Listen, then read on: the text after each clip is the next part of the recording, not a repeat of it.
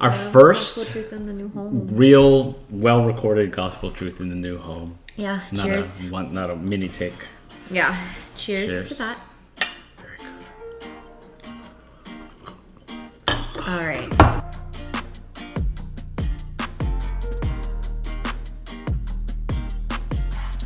Welcome to the Gospel Truth. I'm Dean. And I'm Audrey, and this week we are celebrating the 27th Sunday of Ordinary Time. We are there? 27? Yes. Again? I mean, I don't know. It's Again? Not again. I'm just kidding. It's the 27th Okay. Okay. Just keeping her on her toes. Yeah. So, and as you can see, we've cleaned up our setup a bit in our new home, and so now we're ready to bring you. We're back to regularly scheduled programming. A little bit more polished. A lot more polished. And so this week we want to reflect on this idea of marriage and family, as you'll see in the readings. But before we dive into that, do you want to remind everyone what the Gospel Truth is all about? Of course. The Gospel Truth is all about Audrey and I sharing our thoughts about the faith, the word, happenings in the church. Hopefully by doing that, we can understand our own faith a little bit better, and maybe you, the viewers, can get something out of it as well. Yeah. And so we dive in. Into the readings. 27th Sunday. First reading comes from Genesis, early on in the creation story. And God famous story. Yeah, of course, like the creation story, right? Very famous. Yeah. And God is saying, the man is alone. Adam is alone, so I will make a partner for him. And so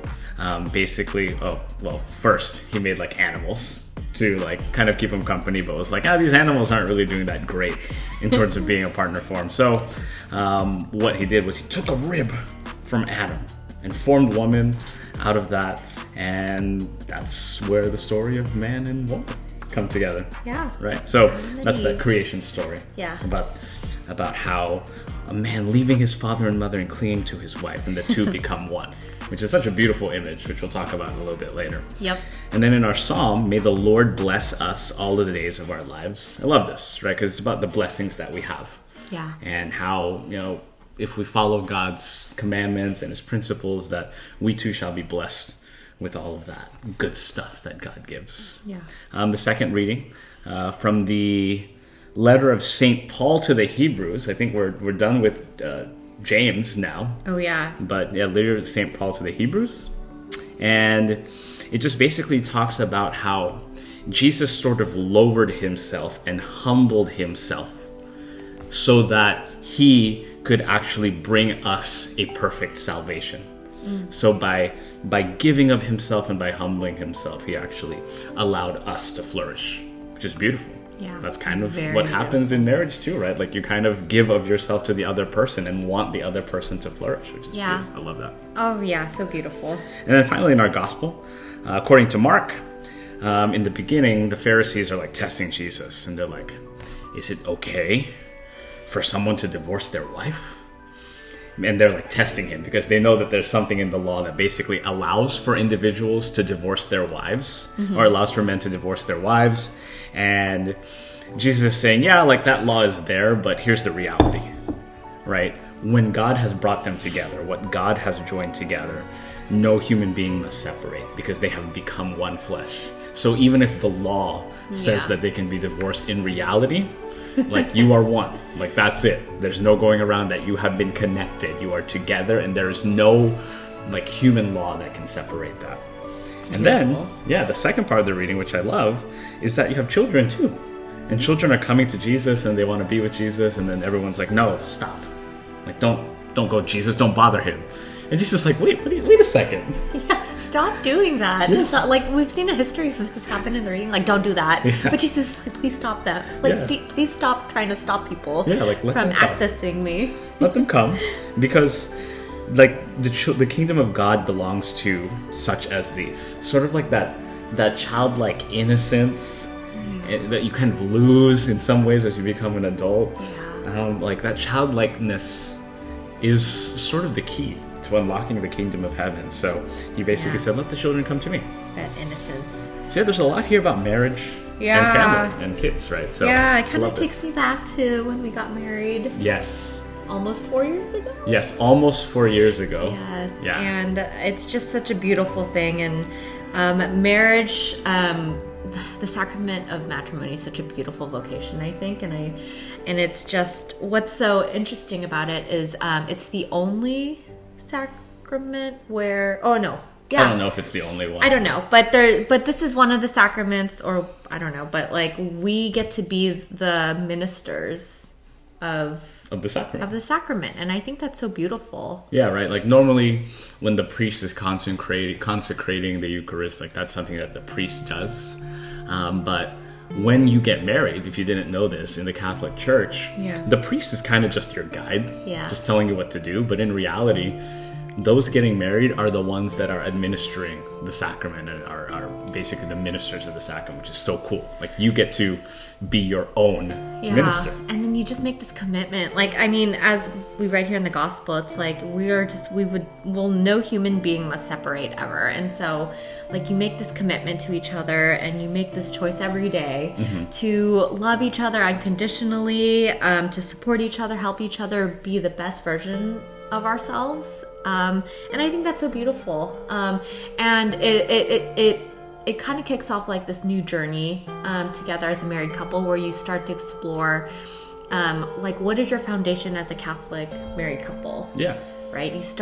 You're now one, right? Yes. So how do you take your background, your family of origin as individuals and come together and create a foundation for yourselves as one new unit?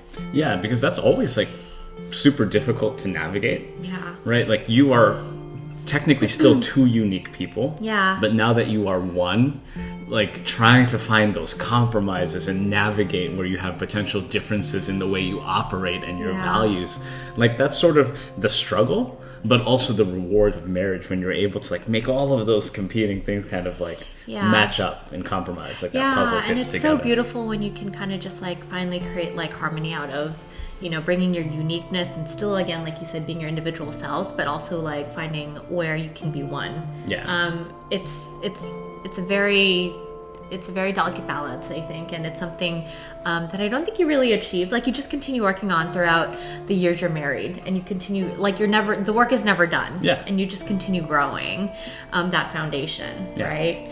Exactly. And then I guess after that, at some point, you expand who you're building the foundation for, right? Like there's the second part of the reading where we talk about like bringing children and that's kind of when, you know, when a married couple decides to become parents. Yes. Right? Exactly, right? That whole idea that you have that marriage, and as part of your marriage vows, you also agree that if God chooses to bless you with children, that you will happily and willingly accept that responsibility. Yeah. Right? And it's such an amazing responsibility, I think, to be a parent, because you not only have the ability to influence them in terms of what they're going to learn and sort of all of the things that they'll be able to see and experience, but you also have, if you're Catholic, you have this religious responsibility to them to kind of show them what it means to be a good practitioner of the faith. Yeah, right? And so, like, you've built the foundations of, you know, how are we practicing Catholics, being good Catholics as husband and wife, and now it's how can we do this as parents, right? And so, you know, thinking through things about, you know, when you decide to have children, going to church together and going religiously, not just being what did they call them, the CEOs church, right. Oh wait, what is it, the Christmas Easter only Catholics. Yeah, right, going to church every Sunday as a family together, praying every night, what else, or just praying every day,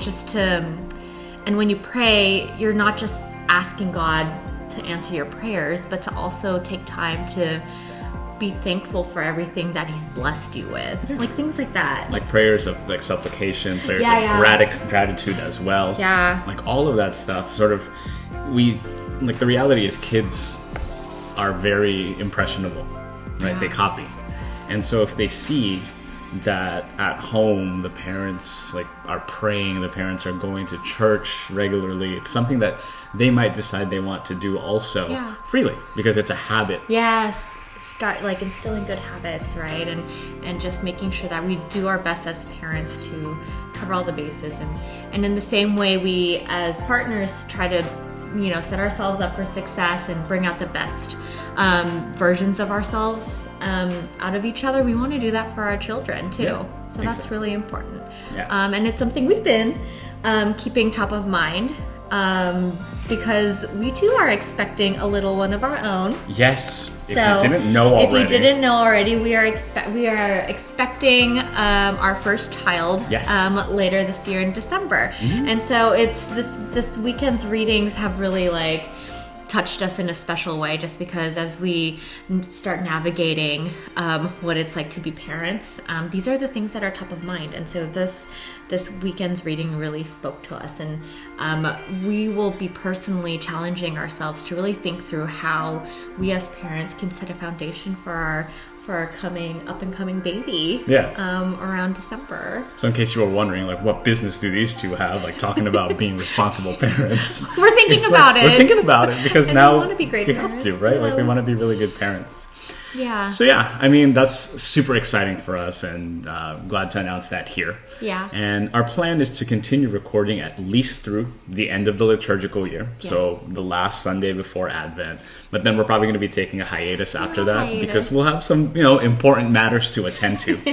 But yeah, that's the plan, and we're super excited. We're nervous, but we're really looking forward to this new challenge, this new journey, and all of the rewards that will come with it as well. Yeah, so we hope you'll pray for us please do. as we prepare to become parents, and through the journey we will start as parents, as we continue praying for all of you. But yeah, in summary, I think we just want to challenge everyone to really take a moment and anchor yourselves and remember, what are the foundations of like your religious practices, and where do they stem from, right? And do you need a little reset, or like just be really thankful for like the foundations you've set for yourselves as parents or as couples, and just really think about like how far setting a foundation can go, and how far it's gone in your lives years since you've maybe set that foundation. Yeah, I like that. Yep. All right, everybody. All right. Well, till next week, we'll see y'all then. All right, take care. Bye. Bye.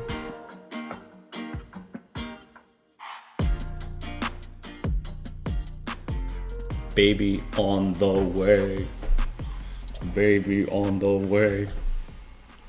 Yeah. Cool.